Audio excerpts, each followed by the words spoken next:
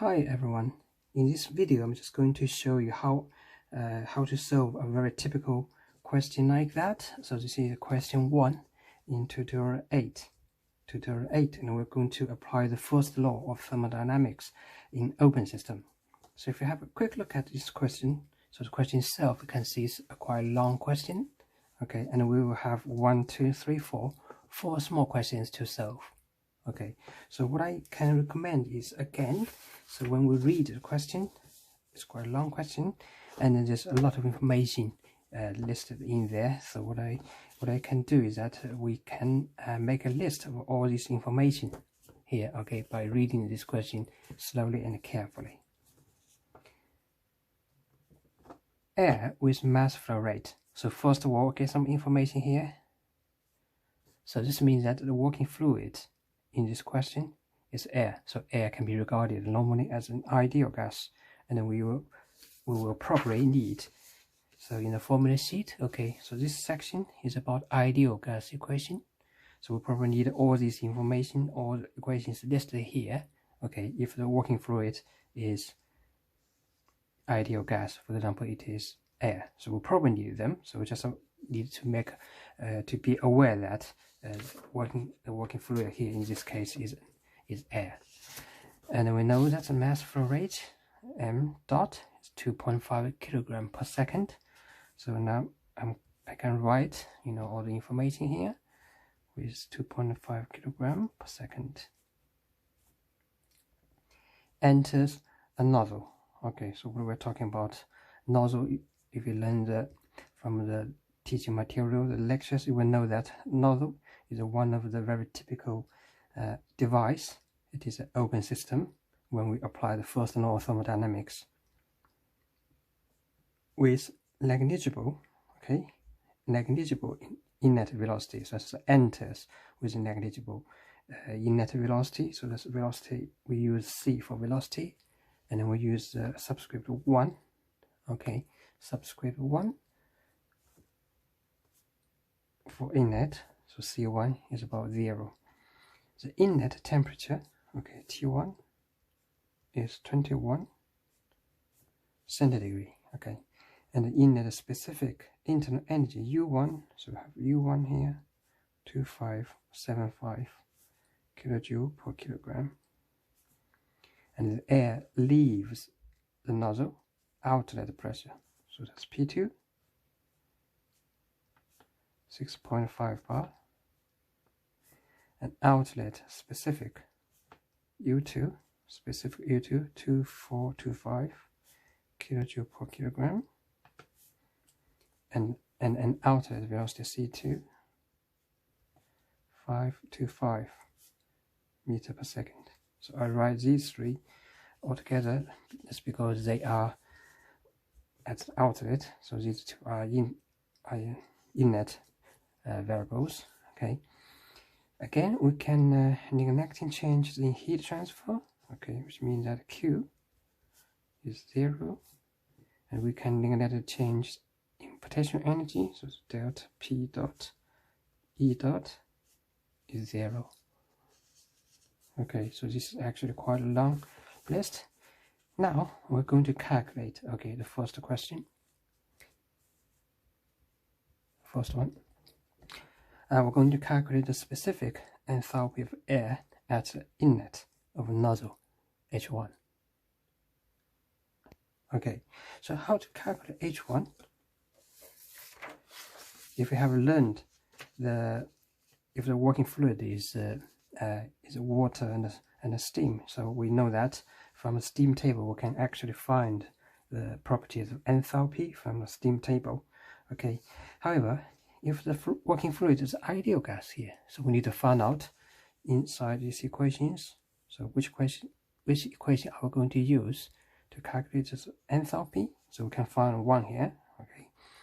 So H is equal to U plus PV. So this basically this is a general form, because this is how we define enthalpy. So enthalpy is defined like that. For ideal gas, PV, P times the specific volume, so you can see here, PV is equal to RT. So this only applies to the ideal gas. So then we can replace PV with UT, with RT. Okay, so for ideal gas, the enthalpy is equal to the internal energy plus RT. So we're just going to use that equation. So the first one, H1 is equal to U1 plus P1 V1. Okay, as I said, for ideal gas, we can change that by RT1. Okay, so because this ideal gas, you can see here, air can be regarded as an ideal gas. So this is a molar mass. This is universal gas constant, R0. So we need these two information to calculate R first of all. Okay, so R is defined. Okay, again, so this is the formula sheet. I was just going to show you R is R0 divided by the molar mass M. So we have R0, okay, R0 divided by M. R0 is 8, okay, is here, 8.314 divided by the molar mass. Okay, so this is capital M. This is not mass, this is a molar mass, which is here. Molar mass of air is 29. So this is how we can calculate the R in there. And then if we replace the R inside that equation, we can get H1. Okay, H1 is equal to U1. So we just check the list. Okay, here. So we have found U1 is here. Okay, 2575. Add. So this is R divided by 29 times the T1. Okay, for the equation inside this ideal gas equation, we need to be very careful that T1, okay, that T1 is an Kelvin temperature. Okay, so we need to convert that T1 from 21 centidegree to Kelvin. So we need to add 270 to add 273, add 21.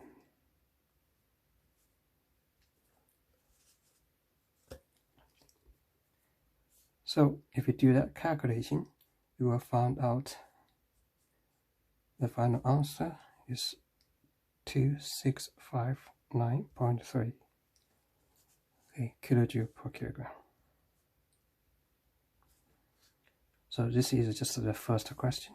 Okay, the first question we just use the definition of H. Okay, especially for the ideal gas, we can write that, and then we can calculate the enthalpy at the inlet H1. Right. Okay, so let's have a look at the second one. So now we're going to apply steady flow energy equation. So when we talk about a steady flow energy equation, well, the equation is actually this one.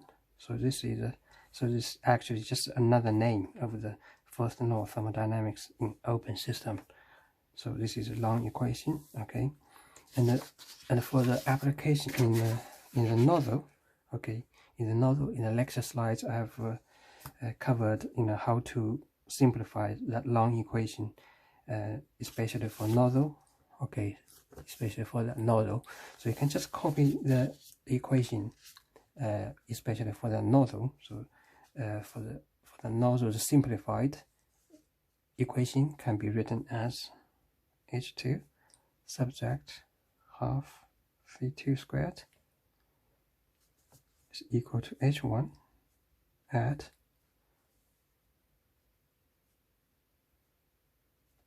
okay. So this equation can be found from the lecture slides in that big table. Okay, in that table I summarized all the simplified forms of this equation for all the devices, we have learned. Okay, so now if you write this equation down, and then we need to find out the specific enthalpy of air at the outlet. So we're looking H2. Okay, so I'm just going to move this term over to the right, so we can calculate H2 here. Okay, H2 is equal to H1 at C1 squared subtract C2 squared. Okay, so H1 we just calculated in the previous step. Okay, so H1 is 2659.3 at C1 squared. So C1 is here, 0, and C2 is here. Okay, so that's basically 0 subtract 525 squared. Okay, again, this is something, a very common mistake here. Okay, so we need to check the units. For H1, we've got kilojoule per kilogram. Okay, so this is actually a not SI based unit because joule is SI unit. However, we have kilojoule here. So here, this is the velocity. We've got meter per second. This is in SI based unit. No problem with that. Okay, so this is SI based unit. However, this is not. So we have two options here. We can multiply by this by 1000, and then you will get quite a big number. Okay, and then you can add them together now.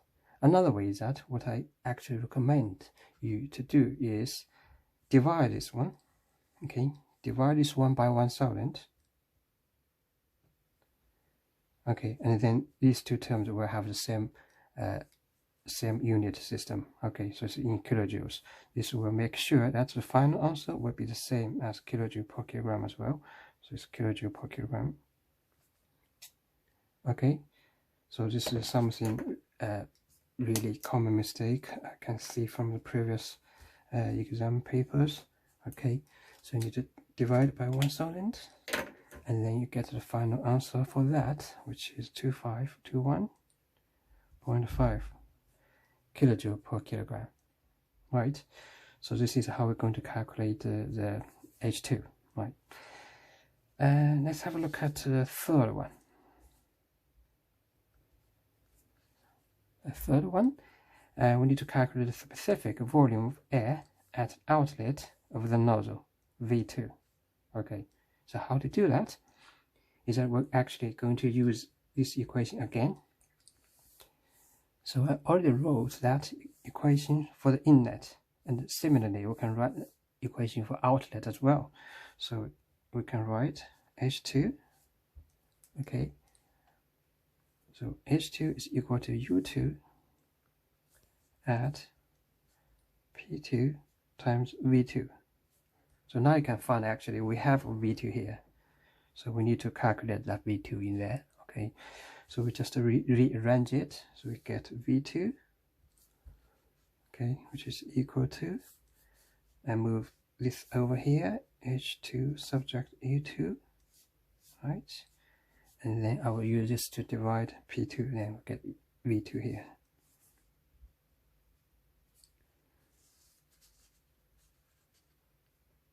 Okay, so now we're going to put these values over at H2 subtract U2. So where can I find U2? So U2 is listed here. Okay, so that's 2425. 2425. Okay. So obviously this is kilojoule per kilogram. Okay, as I said, it's not SI unit. So in this case, I'm going to times 1000. So I will convert that to SI based unit at the bottom. So that's P2. Okay, P2 is 6.5 bar. Okay, so we need to convert that to SI based unit as well. 6.25, and when you times 10 to the power of 5, so that we can convert that to Pascal. Okay, so now every term is in SI based unit now, so the final answer for V2 should be the unit of cubic meter per kilogram. So that's SI base unit. So if we calculate that, this will give you ounce of 0.148. If I give a little bit more significant figures. Okay, so that's the third question. We just calculated V2. So this is specific volume at the outlet. Now let's have a look at the final one. The final one asks us to calculate the outlet area A2 in centimeter squared. So we need to convert that final answer into centimeter squared. So you probably have already, up to here, we have already calculated quite a few, similar questions asking us to calculate the outlet area. In all of these equations, we just need to make use of one formula here. So it's the last formula actually. So the mass flow rate. This gives us some relationship between the mass flow rate and area and the velocity and the specific volume. Okay, so I'm just going to write down that equation here.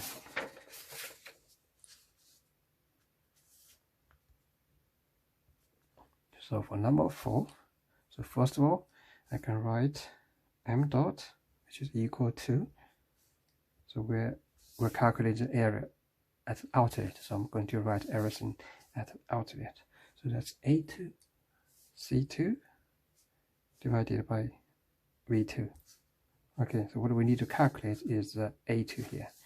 So A2, and then I'm going to rearrange it. So this equals to m dot times V2 over C2. Okay, and m dot is here 2.5. V2 we just calculated from the last step.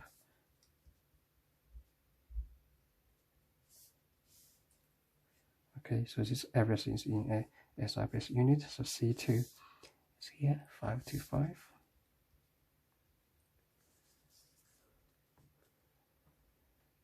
Okay, so this will give us the ounce of 7.7 times 10 to the power minus 4 meter squared. Okay, because everything is SI base unit, so we will get SI unit for area as well.